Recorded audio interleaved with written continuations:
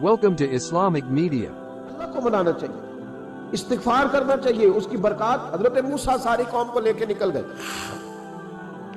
آؤ بھائی میدان میں اللہ کی بارگاہ میں استغفار کریں اور بارش کا سوال کریں, بارش مانگے. جب باہر نکلے دیر تک دعائیں ہوتی رہیں تو حضرت موسیٰ علیہ السلام کو رب کریم نے وحی فرمائی کہ موسیٰ آپ کی قوم میں ایک شخص ہے جس کو 40 سال ہو گئے نافرمانی کرتے. اس نے رب سے صلح نہیں کی. کتنے لوگ ہیں؟ ایک.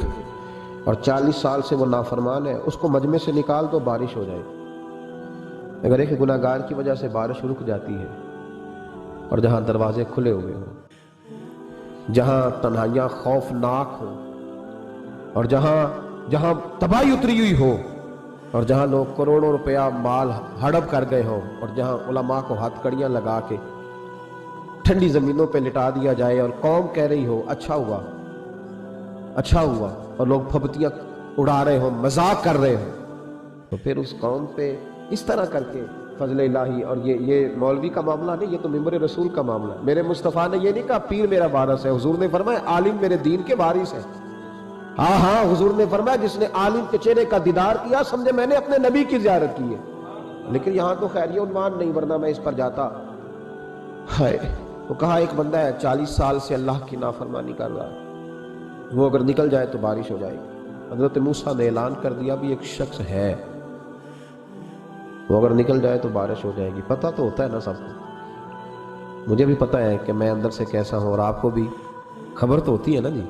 جب بات ہو رہی ہوتی ہے تو پھر پتہ تو چلتا ہے نا کہ بات کہاں جا کے سیٹ ہو رہی ہے. پتہ چلتا ہے نا, اسے بھی چل گیا پتہ, اب اندر ہی اندر رونے لگا. اور دیکھو امام رازی اور امام غزالی دونوں نے لکھا ہے کہ اس درد سے رویا, اس درد سے کہ ادھر والے کو بھی پتہ نہ چل جائے, مجمع کے اندر کھڑا ہے اور ادھر والے کو بھی استغفار, دیکھو ادھر والے کو بھی پتہ نہ چل جائے اور ادھر والے کو بھی کہیں ہجوم میں غم میں بھی توہین ضبط غم نہ ہوئی. ہم اس احتیاط سے روئے کہ آنکھ نم نہ ہوئی, ہجوم میں غم میں بھی توہین ضبط غم نہ ہوئی. ہم اس احتیاط سے روئے کہ آنکھ نم نہ ہوئی, روئے بھی پر کسی کو آنسو نہیں دیکھنے دیے. اب اس درد سے کہتا ہے اللہ تو تو معاف کرنے والا ہے نا, تو معاف کرتا ہے, پردہ پوشی کرتا ہے. اور مالک اگر لوگوں کو پتہ چل گیا تو میرے تو بچوں کا بھی جینا حرام کر دے گا. یا اللہ میری تو آنے والی نسل بھی تڑپ کے وقت گزارے گی. مالک تو معاف کر دیا کرتا ہے, لوگ نہیں معاف کرتے. اے اللہ یہ میری خوبیاں بھول جائیں گے, میری خامیوں پر بات. مالک میں یہ ذلت نہیں برداشت کر سکتا, فضل فرما. حضرت موسیٰ نے دوبارہ اعلان کیا, نکلتے ہو کہ نہیں نکلتے؟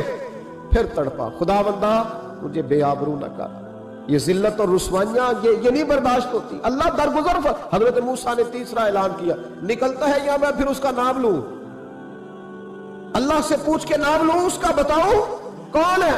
اب تو تڑپ گیا, کہنے لگا مالک میں تیری بارگاہ میں استغفار کرتا ہوں, آئندہ نہیں کرتا, آئندہ نہیں کرتا. یہ لفظ ادا کیے, بندہ کوئی بھی نہیں نکلا. رب کریم نے بارش عطا کر دی, تیز بارش. جب برسی نا تیز بارش, لوگ تو نہیں دیکھ کے دوڑ گئے. تو حضرت موسیٰ کہنے لگا یا اللہ مجھے بھی تو بتا, تو نے کہا تھا کہ جب تک بندہ نہیں نکلتا بارش نہیں ہوگی. تو نکلا کوئی بھی نہیں, بارش ہو گئی, ماجرا کیا ہے؟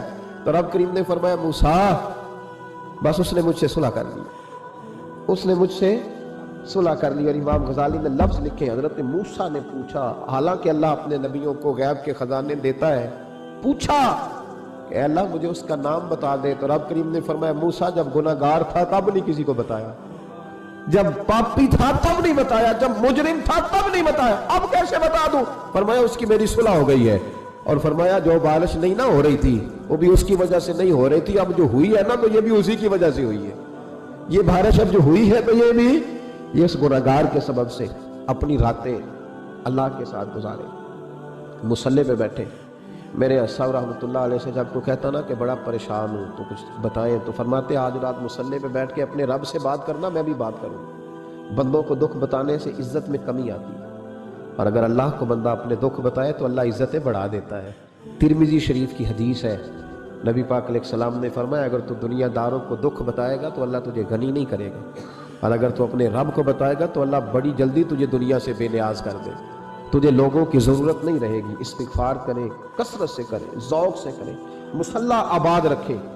ہر شے دیکھو نا, جس طرح کھانے کی میز آباد رہتی ہے، بستر آباد رہتا ہے، ہمارے دیگر معاملات، اگر مصلی نہ آباد رہے تو روح بے چین رہتی، طبیعت بے قرار رہتی۔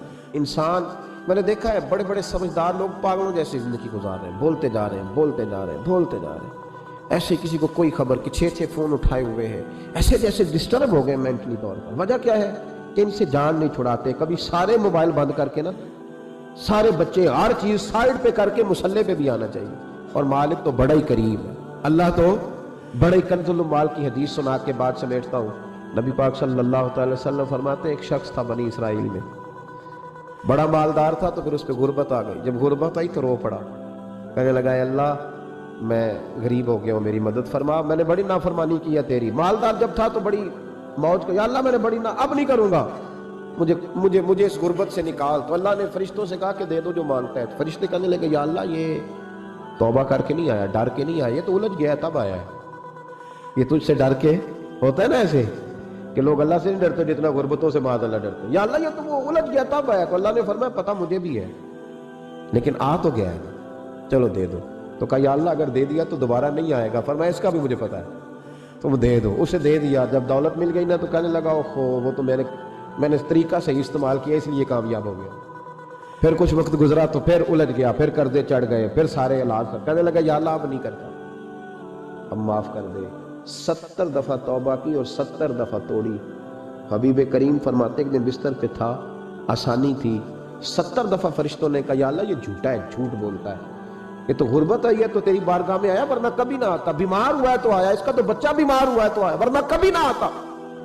70 دفعہ توبہ توڑی۔ ایک دن رات کو بستر پہ لیٹا تھا، دولتیں بھی تھی، آسانیاں بھی تھی، دل میں خیال آیا میں کتنا جھوٹا ہوں، جب الجھ جاتا ہوں تو اس کے دروازے پہ جاتا ہوں اور وہ کتنا قریب ہے، مجھے خالی نہیں لوٹاتا۔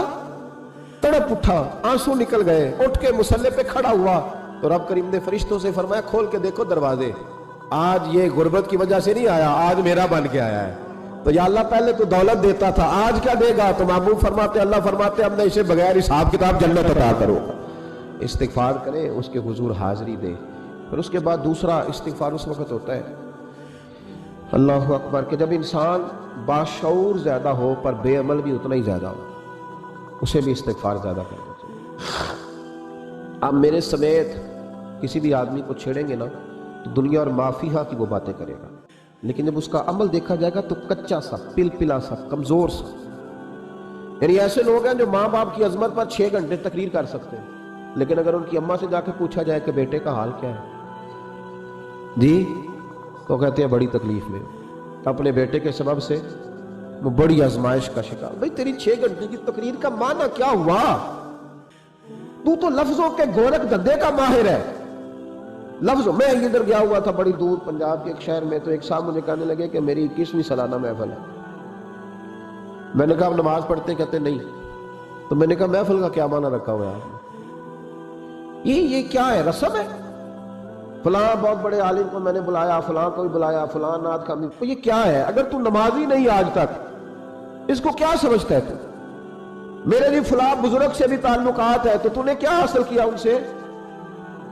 تعلقات کا کیا مطلب ہوتا ہے؟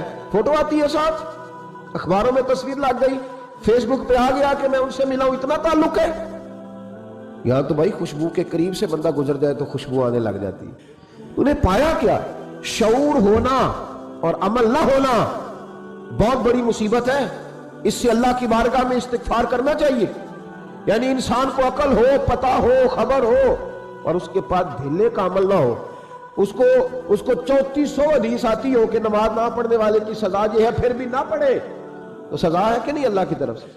حضرت رومی رحمۃ اللہ علیہ فرمایا کرتے تھے بہت سارے بندوں کو اللہ سارا کچھ دیتا ہے، مسجد آنے کی توفیق نہیں دیتا، معنی یہ ہے کہ اللہ ان سے ناراض ہے۔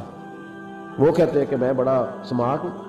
تو عقل ہونا اور عمل نہ ہونا، اس پر بھی استغفار کرنا چاہیے۔ شعور ہو اور انسان کو عمل کی توفیق۔ یار ساری زندگی گورکھ دھندے میں گزر گئی لوگوں کی، لفظوں کے بڑے ماہر رہے، اور میں ایسے لوگوں کو دیکھتا ہوں تقریریں 6 گھنٹے کی، او ہو 9 گھنٹے کی تقریریں سنتے، بیٹھتے ہیں مجالس میں، نماز کا وقت آتا تو مصیبت بن جاتی، بھاگتے ہیں، جان چھڑاتے، مسجد کی حاضری 20 منٹ کی بھی صحیح نہیں دے سکتے۔ کیا ہے یہ کیوں بوجھ بن گیا تیرے اوپر؟ غور کر، ڈر اللہ سے۔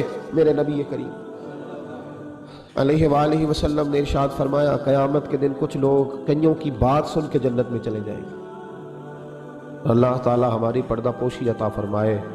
कहा कुछ तबलीगें करने वाले दोज़ख के दरवाजे पे खड़े होंगे तो वो जन्नती कहेंगे कि मौलाना पीर साहब, हम तो आपकी बात सुन के जन्नत में जा रहे हैं, तो आप ये यहाँ क्यों खड़े हैं? तो वो कहेंगे, हाय अफसोस, मैं कहता तो रहा पर अमल न कर सका। मैं अमल, इससे मुराद सिर्फ मिंबर पे बैठने वाला मौलवी नहीं, इससे हर वो शख्स मुराद है जो नसीहतें तो बड़ी करता है लेकिन खुद अमल है वो बहुत बड़ा अल्फाज का ज़ख़ीरा रखता है, पर अमल के लिए 2 सजदे भी सही तरीके से दे सकता, फिर वो इस्तिग़फ़ार करे, फिर वो अल्लाह की बारगाह में माफ़ी मांगे, फिर वो तौबा। Thanks for watching.